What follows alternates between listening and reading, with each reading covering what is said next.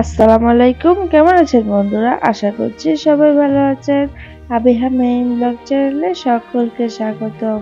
তো আজকে আরেকটি নতুন ব্লগ ভিডিও নিয়ে চলে আসলাম। এখানে 3টা বিলাই ছাদের উপর বসে আছে। তো আজকে বাজার থেকে চিংড়ি মাছ আনা হয়েছে। আর এই যে শসা, পটল, বেল, কাঁচামরিচ, ধনেপাতাও আনা হয়েছে। আজকে চিংড়ি মাছ দিয়ে পটল ভুনা করবো। চিংড়ি মাছগুলোকে প্রথমে কেটে নেওয়া হচ্ছে। পটল দিয়ে চিংড়ি মাছ ভুনা করলে খেতে অনেক ভালো লাগে। চিংড়ি মাছটাকে কেটে নিচ্ছি, প্রথমে মাথার দিকটা কেটে নিচ্ছি, তারপর লেজের দিকটাকে কেটে নিচ্ছি। এবার চিংড়ি মাছটা কাটলে দেখা যায় মাথার যে মগজটা সেটা বাইর হয়ে যায় না আর কি। আর মাছটাও খুব সুন্দরভাবে কাটা হয়ে যায়। তো একটু করে চিংড়ি মাছ কাটার ভিডিও আপনাদের সাথে শেয়ার করলাম। তো আমার ভিডিওটি ভালো লাগলে আমার চ্যানেলটিকে সাবস্ক্রাইব করে আমার পাশে থাকবেন। যারা আমাকে সাপোর্ট করছেন তাদেরকে অসংখ্য ধন্যবাদ। চলে আসলাম, পটল রান্না করব চিংড়ি মাছ দিয়ে। তো প্রথমে চুলাতে একটা কড়াই বসিয়ে দেওয়ার মধ্যে তেল দিয়ে দিলাম। তো তেলটা গরম করে নিব আর কি প্রথমে। তো এর মধ্যে পেস্টটা দিয়ে দিচ্ছি এখন।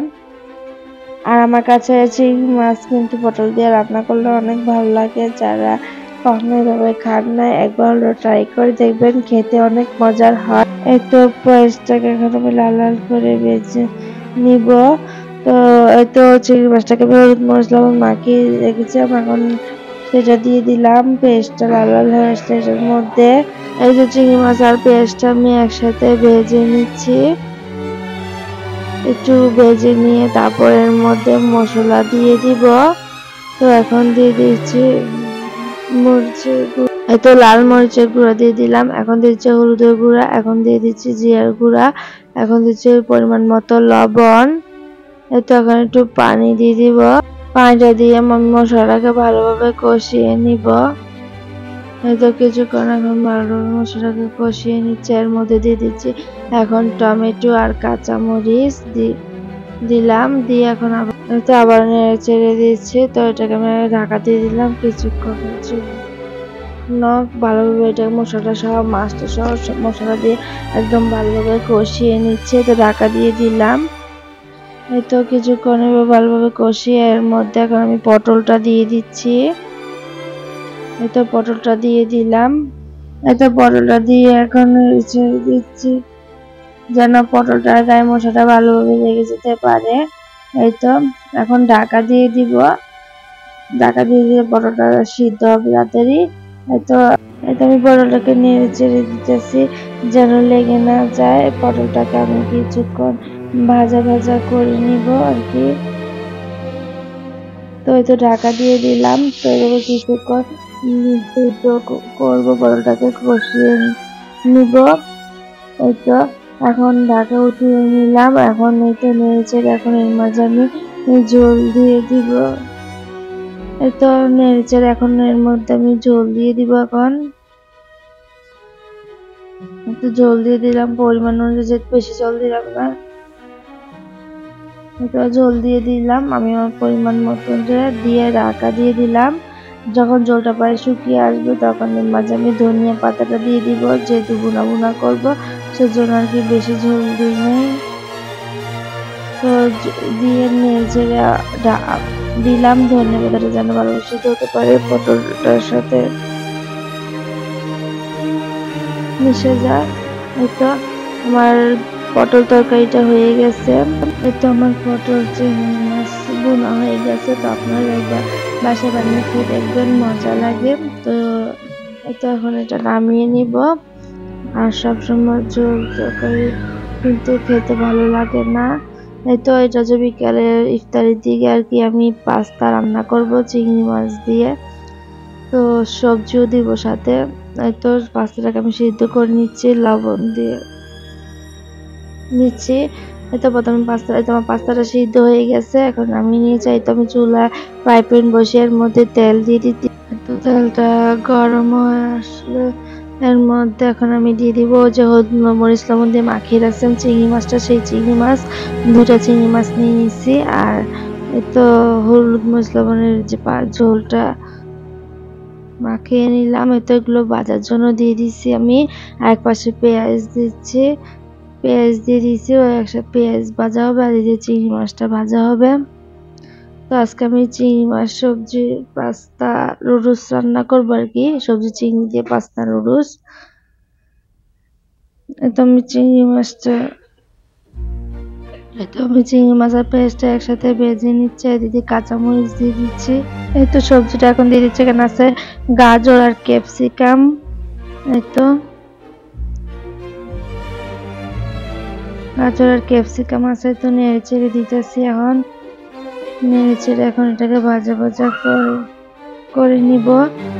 এই তো দেখতে পাচ্ছেন আমার গাজরটা ক্যাপসিকামটা একদম মিশে আছে। এখন নেড়ে চেড়ে দিতেছি। আমার গাজর সবজিটা সিদ্ধ হয়ে গেছে, এখন সিদ্ধ হয়ে গেছে। এই তো এখন এর মধ্যে একটা ডিম দিয়ে দিলাম।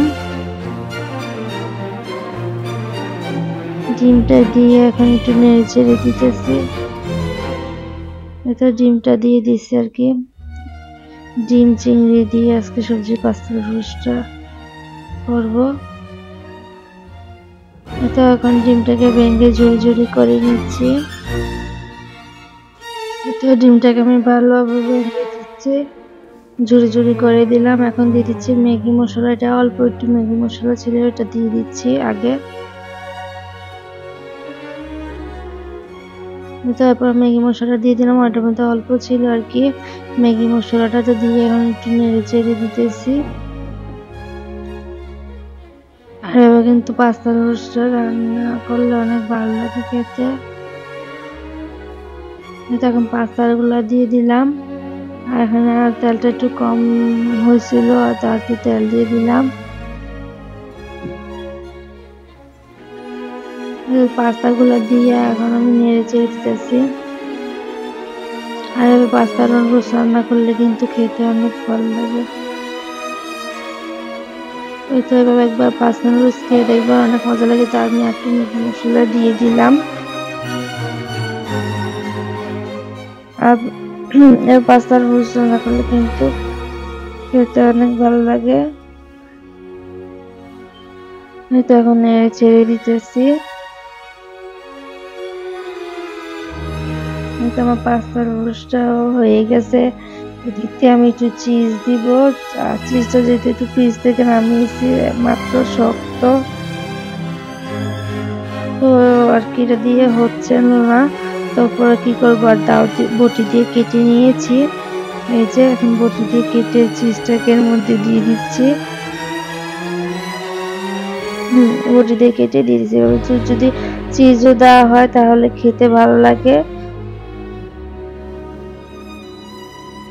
এটা আবারও নেড়ে চেড়ে দিচ্ছি। তো আমার সবজি চিংড়ি মাছের পাস্তা নুডলস রান্না করতে কেমন হয়েছে জানাবেন। আমার এই চিংড়ি পাস্তা নুডলসটা। তো এই তো আমাদের আজকে ইফতার আয়োজন। আর এখানে দই, এদিক দিয়ে সবাই ওই যে চিড়া কলা খাবে গুড় দিয়ে। আমার তো আবার এটা পছন্দ না, যার কারণে আমি পাস্তা নুডলস করে নিয়েছি রান্নায়। এই তো দই চিড়া কলা মাখিয়ে নিচ্ছে, তারপর গুড় দিবে আর কি, গুড় দিয়ে মাখিয়ে নিবে। তো ইফতারে সবাই খাবে চিড়া কলা, আর আমি আমার জন্য চিংড়ি মাছের পাস্তা করে নিয়েছি। তো সেই চিড়া কি সুন্দর করে মাখিয়ে, দেখতে খুব সুন্দর হয়েছে। কলা চিড়া দই মাখিয়ে নিয়েছে। তো আজকের ইফতার চিংড়ি পাস্তা।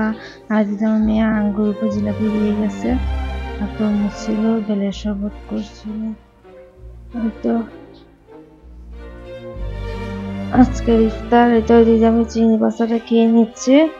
আর আলহামদুলিল্লাহ খেতে অনেক মজা হয়েছিল। আপনারা বাসায় বানিয়ে খেয়ে দেখবেন, চিংড়ি পাস্তাটা খেতে অনেক মজা। চিংড়ি পাস্তাটা তো আর কি খেয়ে নিচ্ছি ইফতারের সময়। তাই তো আমার চিংড়ি পাস্তাটা খুব মজা।